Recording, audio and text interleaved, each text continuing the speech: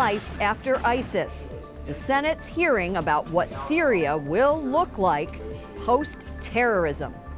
Prison reform. The White House wants to improve conditions inside prisons, an issue important to the Holy Father. Christian churches in China. The government destroys a second church in a month. And rallying the White House. We talk with one of the leading voices against human trafficking, fresh from her meeting with Ivanka Trump. On EWTN News Nightly for Thursday, January 11th, 2018.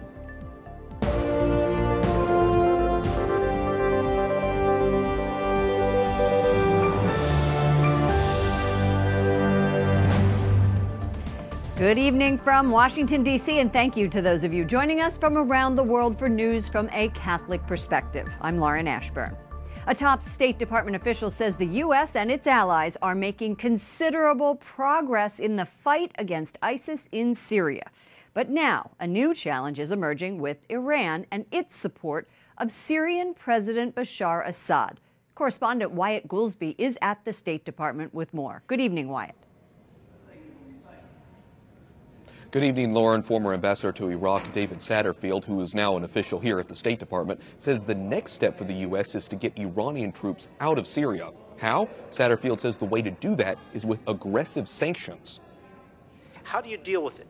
You deal with it in all places that it manifests itself, which is not just Syria, but Iraq, Yemen, the Gulf, other areas where Iran's malign behaviors affect our and our allies' national interests. Difficult challenge, but not an impossible challenge. The former diplomat testifying before the Senate Foreign Relations hearing today. Despite recent military victories, Syria is still a dangerous place, he says. In the West, rebels continue to fight government-backed troops. In the East, the Syrian Democratic Forces, backed by the U.S., battle pockets of ISIS. Now, Democrats and Republicans in Congress have different opinions about what the U.S. should do next, but nearly everyone we talked to today agreed on one point: Syrian President Bashar Assad has to go. Assad is, I don't mind saying this, he has no redeeming social value that I can see whatsoever. He's a terrible person, has been. The people of Syria have been persecuted immeasurably under his leadership and dominance for years. The Senate Foreign Relations Committee is aware of the persecution of religious minorities in both Syria and Iraq. Christians and Yazidis have been targeted for years by ISIS and other extremist groups in the region. The committee supports a proposed bill known as the Iraq and Syria Genocide Emergency Relief and Accountability Act. It already passed the House, but the bill, which will help Christians, remains in limbo as it has not been brought up for a vote in the Senate yet. Lauren? Wyatt, one of Syria's biggest supporters is Russia. Is the State Department willing to work with Russia toward a peaceful solution? Well, yes, Lauren, officials say they are willing to work with Russia, but Ambassador Satterfield says the international community is still split on how to promote peace in Syria. You see, the concern is that any plan proposed by Russia will ultimately result in their remaining in control of Syria politically. Lauren? Correspondent Wyatt Goolsbee reporting from the State Department. Thank you, Wyatt. The Trump administration signals it is open to major changes to requirements for Medicaid. The White House says it's open to states that want those who receive Medicaid to either have a job or be involved in the community. The proposal is expected to face legal challenges. Medicaid is a federal-state collaboration covering more than 70 million people. Many of them are lower income or elderly. President Trump calls for prison reform during a high-profile meeting at the White House. He says inmates need better resources to make a successful transition into society. White House correspondent Mark Irons reports. Good evening, Mark. Good evening, Lauren. There's a bipartisan push to help former prisoners become productive citizens, something Pope Francis has been vocal about. President Trump hopes to end cycles of incarceration that can lead to more crime and harm communities. He sketched out his plan today. We can help break this vicious cycle through job training, very important, job training, mentoring, and drug addiction treatment. President Trump pushes for prison reform during a roundtable discussion at the White House. The question, how to give exiting prison inmates a successful second chance at life. We have a great interest in helping them turn their lives around, get a second chance, and make our community safe The Bureau of Justice Statistics reports national numbers. As of 2016, there were 1.5 million people in prison.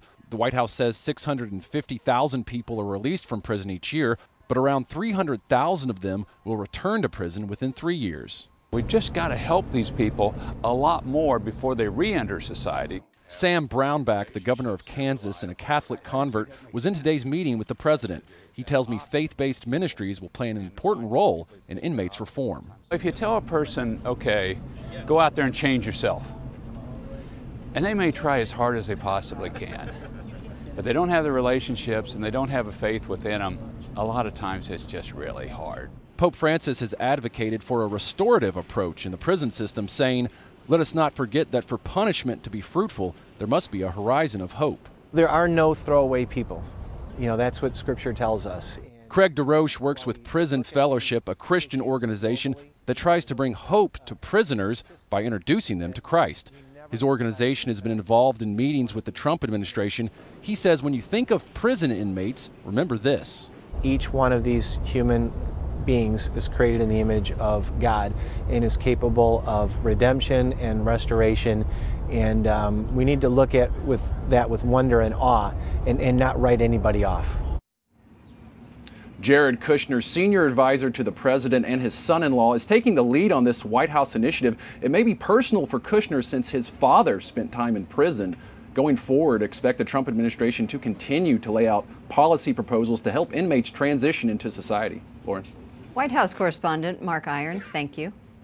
The U.S. Treasury Secretary tells News Nightly he does not think charitable giving will suffer under the new tax code. We asked him this question when he appeared at today's White House briefing.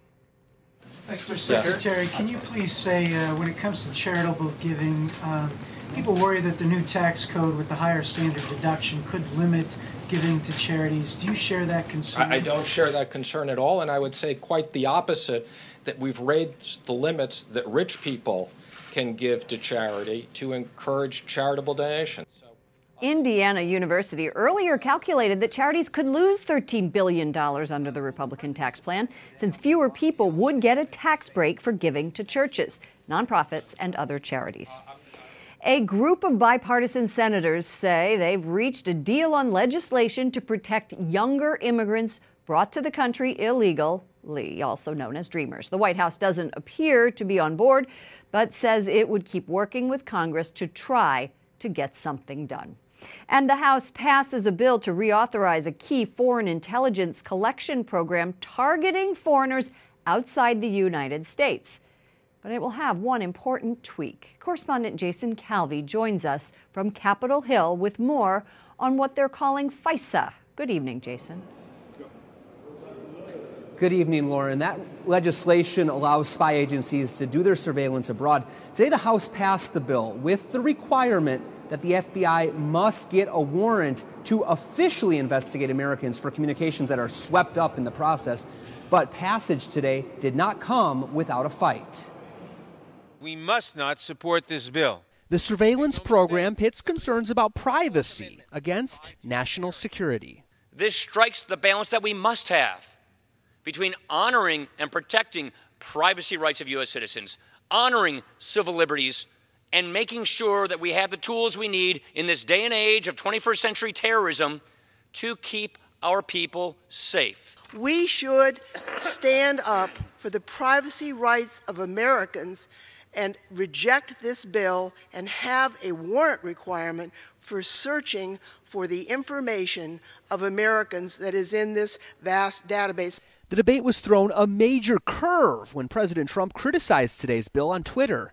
But a short time later, the president changed his tune, praising the spying program. Today's vote is about foreign surveillance of foreign bad guys on foreign land. We need it. Get smart. And the House agrees. Catholic University professor Nicholas Dumovich served 26 years in the CIA. He supports the program. I believe it's prudent, and I believe it's morally justified. This Orthodox deacon points to the church's just war tradition. Humankind is in rebellion against God and at war with another, whether or not there's a declaration of war. The leaders of our country have a moral and constitutional obligation to provide for the common defense. And that's what this type of intelligence collection does. Other Catholics are opposed to the extension of this program, pointing out that innocent people should not be targeted by their government. Those critics also point to the Constitution's Fourth Amendment, which protects people from unreasonable searches. Lauren? As the bill heads to the Senate, what are you hearing? Do you think this could become law? Senator Rand Paul, Republican of Kentucky, is threatening a filibuster, saying the bill leads to warrantless spying on innocent Americans. Now, President Trump says he'll sign the 6-year renewal of this foreign spying program, that despite what's being called confusion over his morning tweets this morning. Now, the current authorization expires next Friday, January 19th. Correspondent Jason Calvi on Capitol Hill. Thank you, Jason. Myanmar's army admits for the first time its soldiers killed Rohingya Muslims. A military investigation says 4 security forces members played a role in the killing of 10 people, whom they called Bengali terrorists. An inquiry began after a grave with human remains was found. Myanmar has been accused of carrying out ethnic cleansing against Rohingya Muslims. And the United States will give at least $75 million to the UN. $55 million of that will be dedicated to helping persecuted minorities in Iraq, in part to reconstruct their homes. The U.S. also favors the return of refugees, including Christians and Yazidis. A Catholic priest in China is free after spending more than 7 months in captivity. Asia News reports police attempted to force Monsignor Peter Shao-Zuman to join the state-run church, which wants to be independent of the Vatican. The Monsignor refused. His capture drew condemnation from the Vatican. An evangelical church in northern China is destroyed. It's the second one in less than a month. A Catholic church in central China was demolished at the end of December. The Guardian newspaper reports the government is preparing to enforce new laws against religion. That is sparking fears of a wider campaign against Christians. The Vatican's Secretary of State says in 2018, the Holy Father will focus on the family and young people. Vuole aiutare I giovani, ma nello stesso tempo. In an interview with Vatican News, Cardinal Pietro Parolin says the Church and the Pope are asking young people what they can do to spread the gospel. Parolin also mentioned Amoris Laetitia, the Pope's reflection on marriage and the family, saying it's the Church's embrace of the family and its problems in today's world. Edward Penton, Rome correspondent for EWTN's National Catholic Register, joins us. Ed, what does Cardinal Parolin mean exactly by the joy of love, or Amoris Laetitia, creating a new model or paradigm? Well, it's not really clear, Lauren. He talks about Amoris Laetitia creating a new paradigm, a new spirit, and a new approach. But he doesn't really go into detail. What he does say is that the problems that have been caused by it, or the difficulties, as he calls it, are really due to the need to change, to really respond to the attitudes being asked for by Pope Francis. But there is some concern about this wording, because people were assured that there were going to be no changes to church teaching. And when there's this big talk about changes of paradigm, it's got people rather concerned, especially when it comes to the moral teachings of the church. And what specifically about those moral teaching are people upset about? Well, there's been talk lately about the changing in a moral paradigm of the church's teaching in relation to, for example, Humanae Vitae, the Pope Paul VI encyclical, which reaffirmed the church's teaching against contraception, artificial contraception. There is concern that this moral paradigm will be applied to that, taking it from Amoris Laetitia. He also spoke, I think, about this year being focused on young people. Tell us about that. Yes, well, he also talks again about a paradigm. He talks about the church needing to recognize a new paradigm of responsibility in young people, one which is free of paternalism. And he says that that's very important this year, because there's going to be a synod on youth this year. And he says that this is going to be a central focus of the year, which will be on the youth. What does that mean, freedom from paternalism?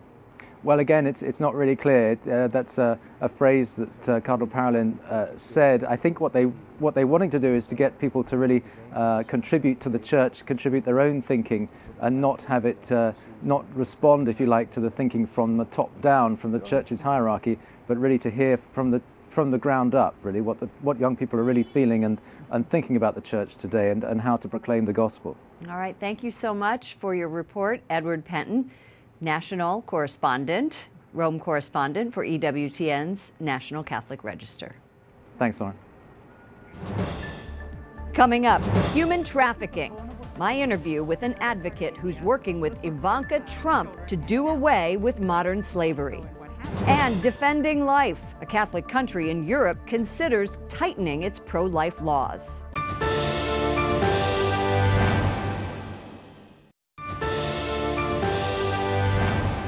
Vice President Mike Pence and Second Lady Karen Pence will lead athletes in South Korea next month for the Winter Olympic Games. Pence's presence is largely intended to reinforce the U.S. presence on the Korean peninsula. The announcement comes after North Korea agreed to send its own delegation to the Games.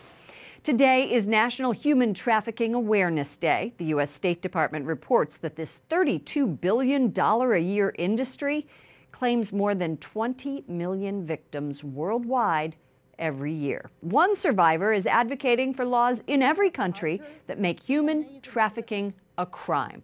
She is also encouraging companies to ensure their supply chains do not use slave labor. Ronnie Hong joins us now, fresh from a meeting with Ivanka Trump. Welcome back to the program, Ronnie. How was the meeting?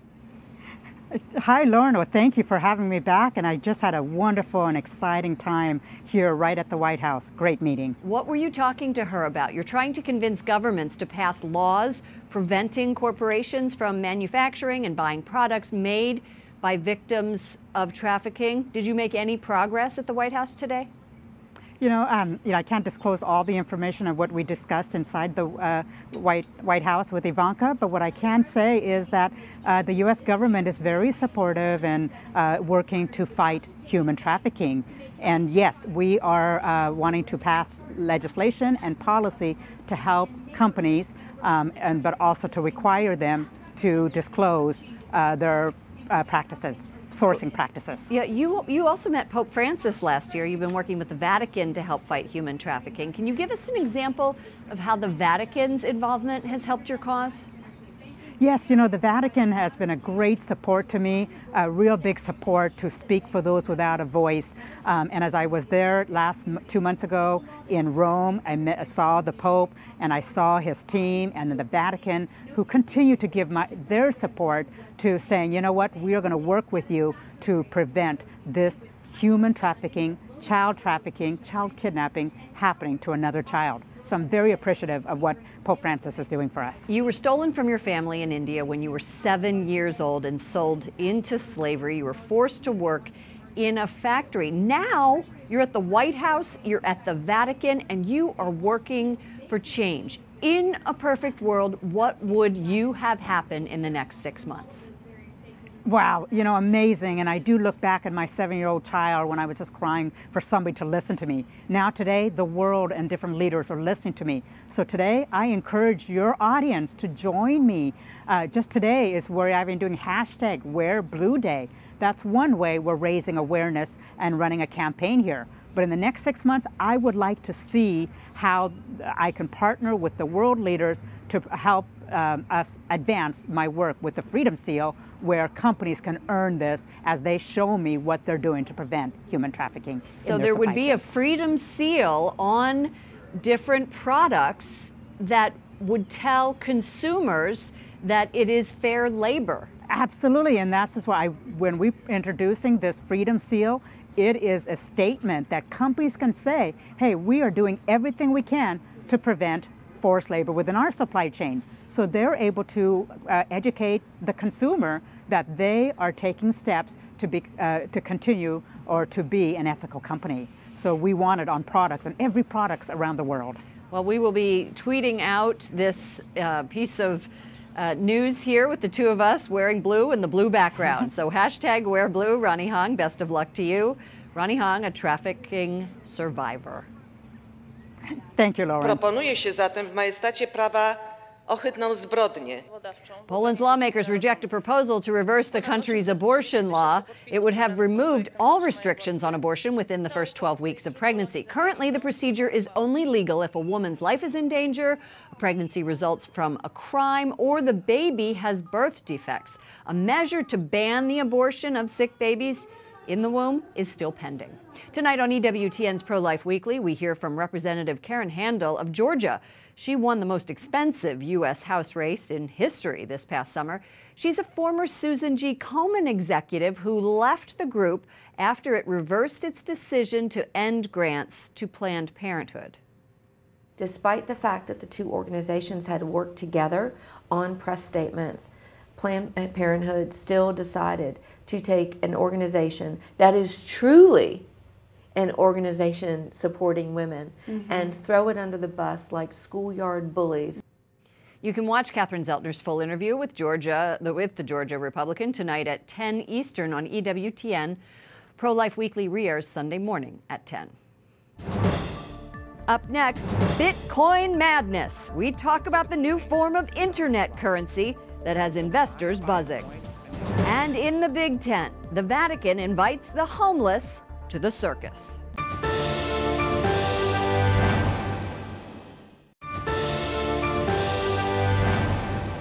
Pope Francis tweets today, if we fail to suffer with those who suffer, even those of different religions, languages, or cultures, we need to question our own humanity. Walmart, the world's largest private employer, is boosting its starting salary in the U.S. and expanding its maternity and parental leave benefits. The company credits President Trump's tax reform plan. In addition to handing out one-time bonuses, the company will also help employees with adoption expenses, providing them with up to $5,000 per child. Digital currency prices wobbled today after South Korea, a hotbed for currencies like Bitcoin, said it will consider a trading ban. And the Wall Street Journal reports China is ordering Bitcoin mining to be shut down. These are the latest signs regulators around the world are taking a harder stance on the industry. But cryptocurrency continues to draw interest. In 2017, Bitcoin surged from $1,000 to almost $14,000. Yesterday, I spoke to one cryptocurrency expert. Rudy Pamintuan, Managing Director of Sherman Worldwide, an international advisory firm, joins us. Help us decipher the world of cryptocurrency. What is it?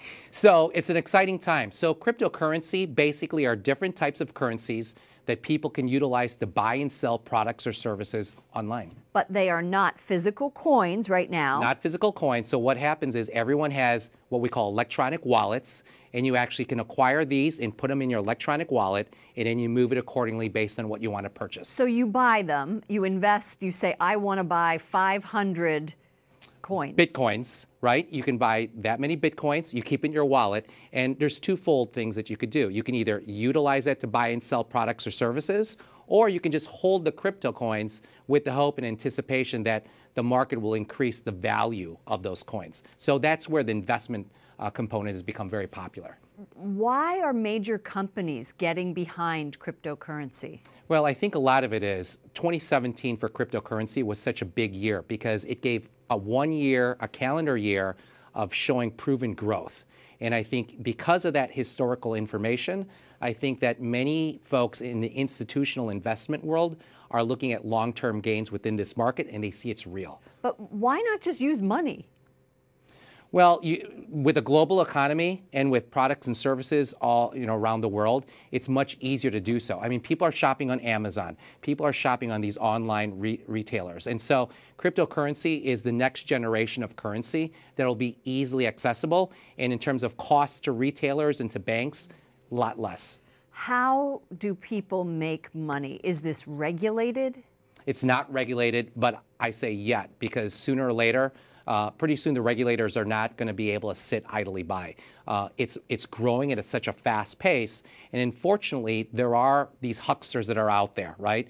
Or hackers. Or hackers. And so I caution people to do their research. But within this crazy confusion, there are some quality companies that are putting out quality currencies that I believe are great long-term investments.